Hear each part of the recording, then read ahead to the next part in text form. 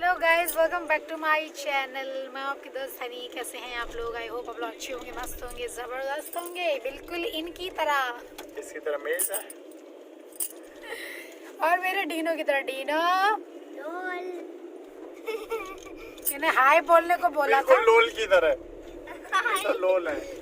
तो गाइस आज है वैलेंटाइन डे और हम लोग जा रहे हैं पालीवाल पार्क में जा रहे हैं, जहाँ पे हमारा संडे आज बीतने वाला है। और मेन क्या मुद्दा है वहाँ जाने का, वहाँ पहुँचकर बताती हूँ। तो चलिए गाइस वहीं पहुँचती हूँ, फिर बताती हूँ, ठीक है? क्योंकि ये पार्क वार्क की जिद तो कर ही रहे थे, तो सोचा चलते हैं पालीवाल पार्क और वहाँ जाके आपको एक स्टोरी बताती हूँ।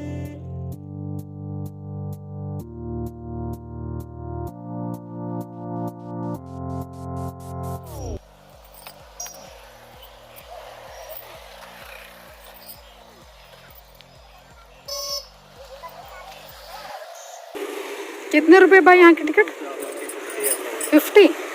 तब तो इतनी नहीं थी। बड़ी होती तो 10 बड़ा कर रहा करती। वो पकड़ेंगे ना, ये पकड़ेंगे यहाँ पे। वहाँ 9 साल पहले तो कुछ ऐसी थी, शायद 20 या 30 रुपीज थी तब तो। 9 साल पहले तो 30 रुपीज या 20 थी शायद। हाँ, ये देखो बेटी मेंढक। बड़ा फ्रॉग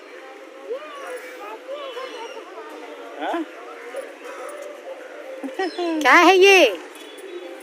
फ्रॉग है बहुत बड़ा। फ्रॉग की स्पेलिंग क्या है? बेचारा सोचेगा यहाँ भी पढ़ाई, पार्क में भी पढ़ाई। चलो यहाँ नहीं बेटे, आपको पता है ये क्या बतख? भाई ये वही तो, ये बतख थोड़े नहीं। इसका इतना बड़ा अंडा होता है, इतना बड़ा अंडा, इतना बड़ा जो तुमने देहरादून में खाया है। में मिलता था। हाँ हाँ, बस बस बस बस बस, पुरानी यादें ताजा। आ जाओ। वाइल्ड एग जब नहीं पाता था उसका। मेरे ख्याल से पहले यहाँ पे बेंचेस लगे थे कहीं पे, यहाँ पे। रुक जाओ मेरे को कुछ देखने दो। इधर आओ, देखो ये पानी कहाँ से निकल रहा है? पानी देखो, ये पानी कहाँ से आ रहा है? वाह, बड़ा साफ सुथरा पानी है वाह। ये वाह, क्रिस्टल क्लियर एकदम। कहाँ से आ रहा है इतना क्लीन पानी? वही तो, यहाँ फ्रेश पानी आता है, इसीलिए यहाँ पे स्मेल नहीं है। सच में यार, यहाँ पे स्मेल बिल्कुल नहीं है, बिल्कुल क्लीन पानी है। यहाँ पानी लग रहा है चेंज होता रहता है। हाँ, देखो बेटे कितना क्लियर पानी है। इतना क्लियर पानी तो देहरादून में, सहस्त्रधारा में होता था। बहुत साफ पानी आ रहा है यार।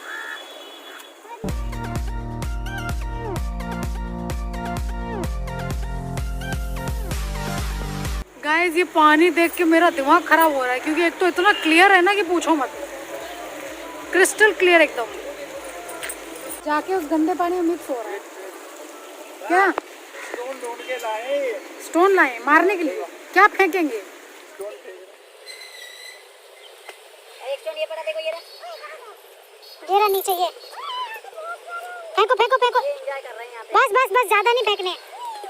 चलो आ जाओ आ जाओ। अरे यार तुम भी कम नहीं हो। एंजॉय करने दो उसे, तो एग्जाम जाएंगे, पढ़ना है ये उसे। बाहर हाथ गंदे हो रहे हैं, बस किसी को लग जाएगा सपोर्टिंग कर। बेटे ये देखो, ये क्या है? डियर। डियर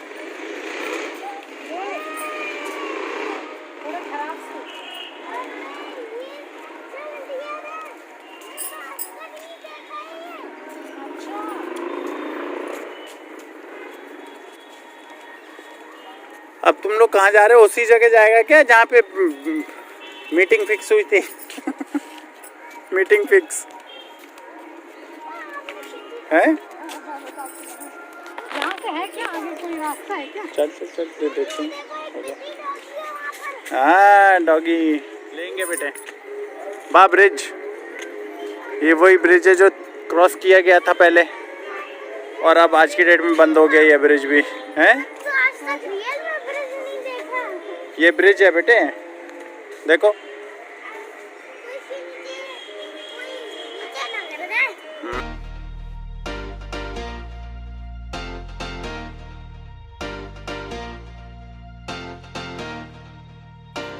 गाइस ये देखिए कितना सुंदर झील का नज़ारा है। किसी की बोट खराब हो गई है, वो बीच में बैठे हुए हैं। झील है वहाँ तक है पूरी।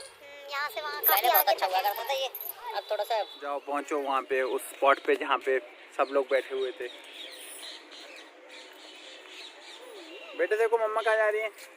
साथ में एक पत्थर फेंक रहे हो आप झील में, इधर आओ, उधर जाओ। मम्मा देखो कहाँ जा रही है, वहाँ पे ही देखो।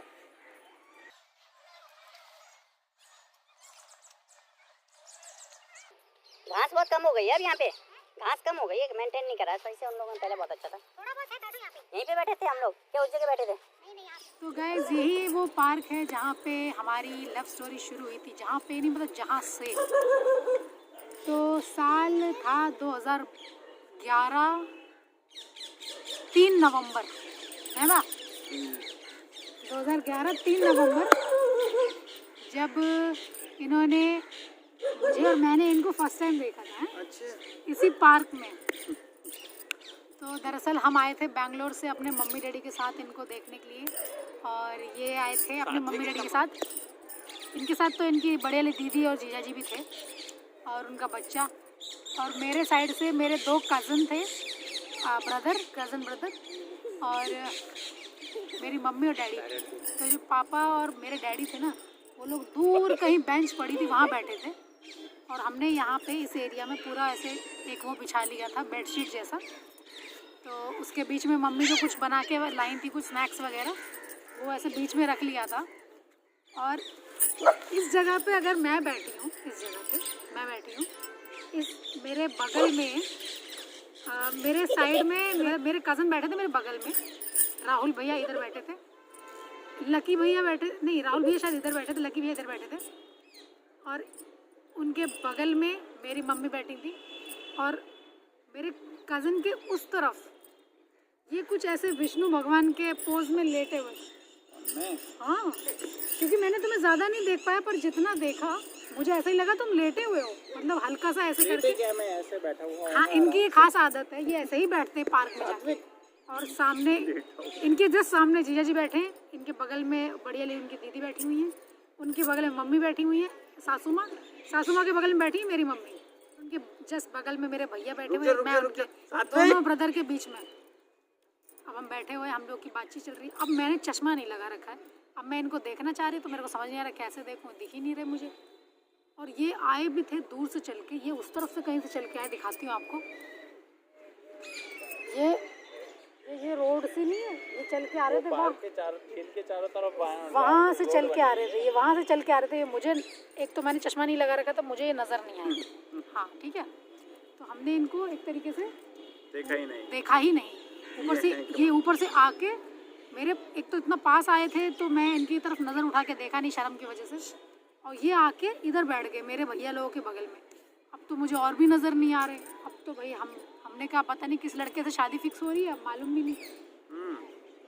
अब बातचीत वगैरह चल रही थी, गंभीरता वेरी, आधे से ज़्यादा टाइम तो वहाँ पे इसमें चला गया। बातचीत इतनी इम्पोर्टेंट चल रही थी, मेरे से तो कोई सवाल किए नहीं जा रहे हैं। मेन क्या टॉपिक था कि ये आपने ये जो मिठाई बनाई है, ये आपने कैसे बनाई है? बालूशाही, मेरी मम्मी के हाथ की बालूशाही शायद चखी थी, शायद जीजा जी ने या किसने, पता नहीं। अब वहाँ पे डिस्कशन चल रही है कुकिंग की। मैंने कहा मुझसे जो पूछना है वो तो पूछ नहीं रहा है कोई। ये कुकिंग क्या पता, ये बालूशाही आपने बनाई है? तो गाइज काफ़ी लोगों को लगता था कि आपकी अरेंज मैरिज है कि लव मैरिज है। हम मुझसे क्वेश्चन लोग करते हैं लाइव पे या कभी कभी मेरे व्लॉग्स में, तो मैं उनको बताती तो हूँ, बट किसी को भरोसा नहीं होता। हालांकि मैं मेरे डैडी मम्मी के साथ आई थी इनको देखने के लिए बैंगलोर से, क्योंकि मेरे ताऊ जी हैं जो मेरे यहाँ पे आगरा में रहते, अब तो नहीं है मेरे ताऊ जी, उन्होंने ये रिश्ता कहीं से ढूंढ निकाला था। तो उन्होंने मेरे डैडी को कॉल करके बुलाया था कि हनी को यहाँ लेके आओ। तो बाद में जब पूरा वार्तालाप चल रही थी, इनकी दीदी वगैरह थोड़े बहुत क्वेश्चन वगैरह कर रही थी, वार्तालाप जब चल रही थी उसको जो ये सब बातचीत जो चल रही थी मेरी, मैं तो एक तरीके से अंधा समझ लो, इनको मैंने देखा नहीं। और मुझे इस बात की, मेरे को इतनी टेंशन इस बात की, क्योंकि मैंने ये चीज़ मम्मी से मना कर दी थी कि ये मत बोलना कि हनी को चश्मा लगा हुआ है, क्योंकि कहीं ना कहीं मुझे लगा यार यहाँ का नॉर्थ का कल्चर थोड़ा ऐसा ही है, बहुओं के अंदर कोई इतनी भी अगर वो हो तो लोगों को ये लगता है कि इसमें ये कमी कैसे, जबकि इनको भी इतना ही मोटा चश्मा लगा हुआ है शुरू से। लेकिन मैंने हाइड की ये वाली बात। फिर उसके बाद मेरे को ये नज़र नहीं आए, फिर उसके बाद घर में पहुंची हूँ ना, तो घर पहुंच के भी इनफैक्ट मेरी शादी फिक्स कर दी गई। मेरे से सिर्फ डैडी ने एक हंस के एक क्वेश्चन पूछा, बेटा कैसा लगा लड़का? मैंने कहा भाई देखा तो नहीं है, पर जैसा आपको ठीक लगे। तो देखा नहीं था तो क्या करने आया था? हलवा खाने? नहीं तो तुमने देख लिया तो बस उतना मैंने खुद नहीं देखा। बात है तुम्हें झूठ कम बोलो बातों में। मैंने भी नहीं देखा। तुम रहन दो, बहुत झूठे हैं, बहुत एक नंबर के।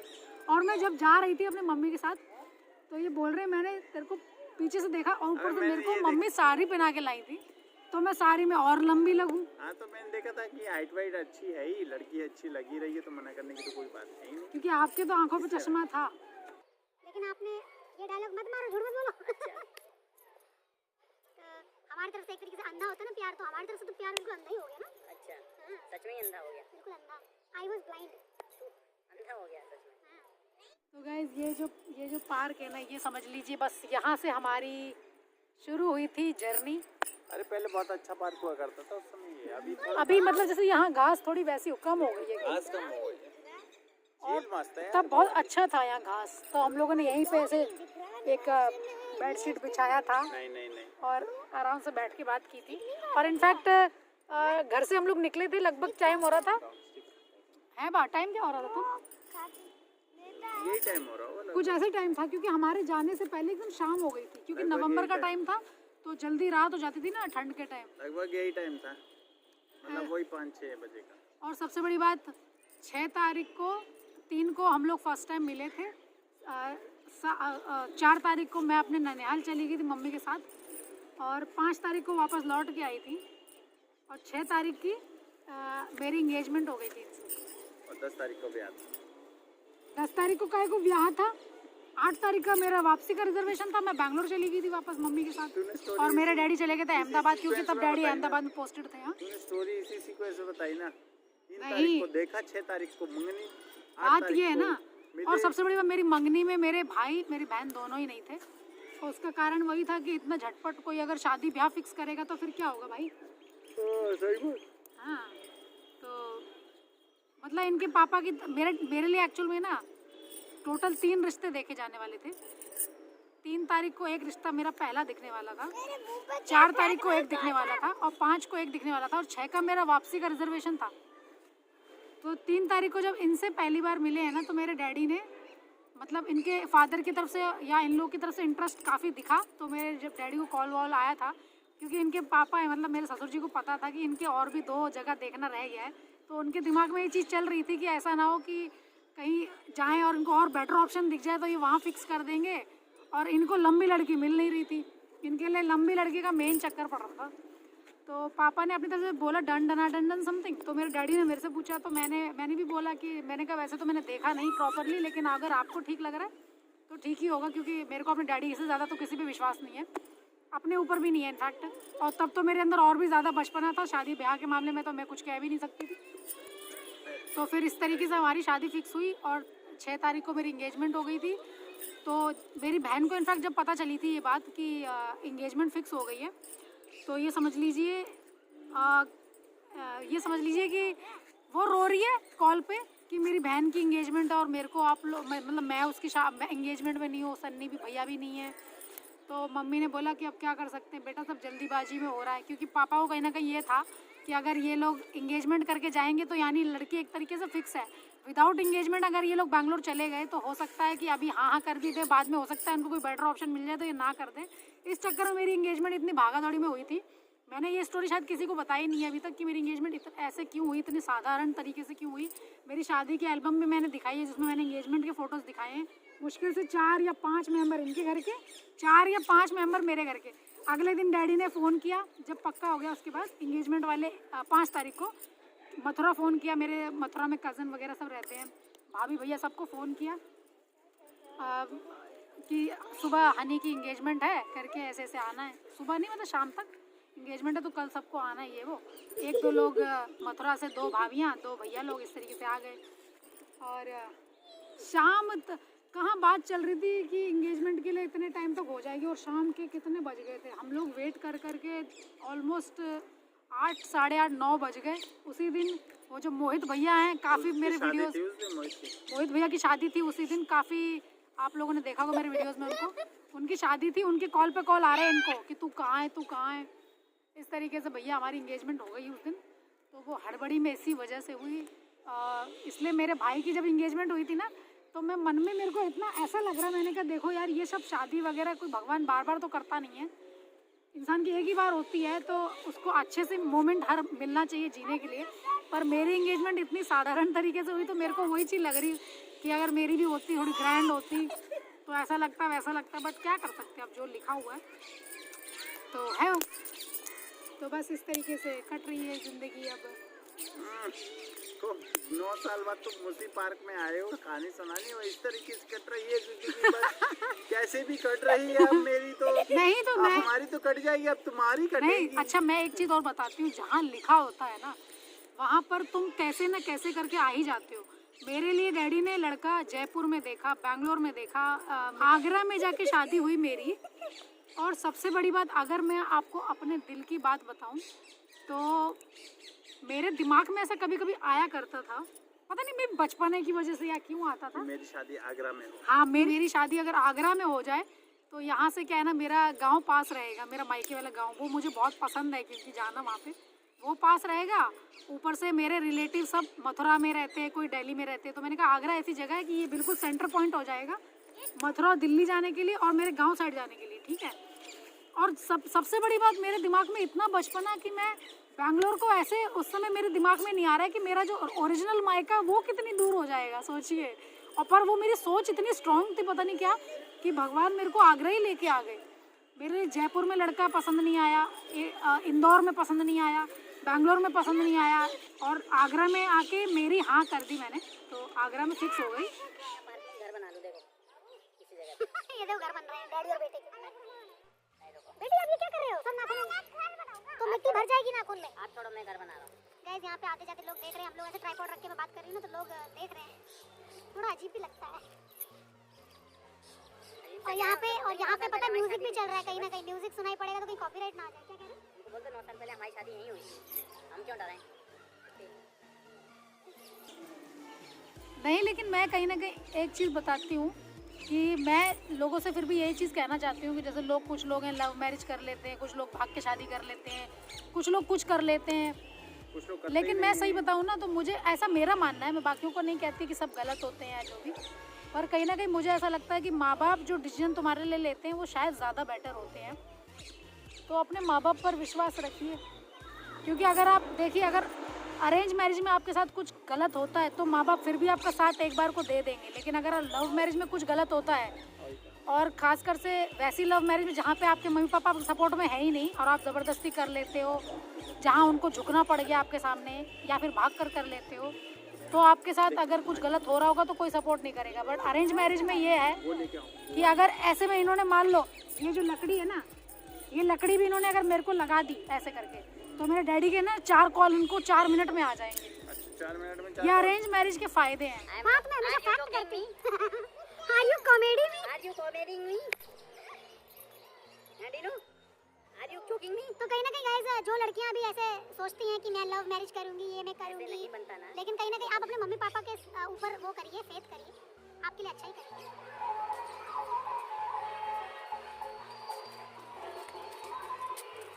मार्बल मिला, वो भी जमीन के अंदर। जमीन के अंदर खजाना मिल गया आपको। ऑलरेडी डेड खोदी इन्होंने।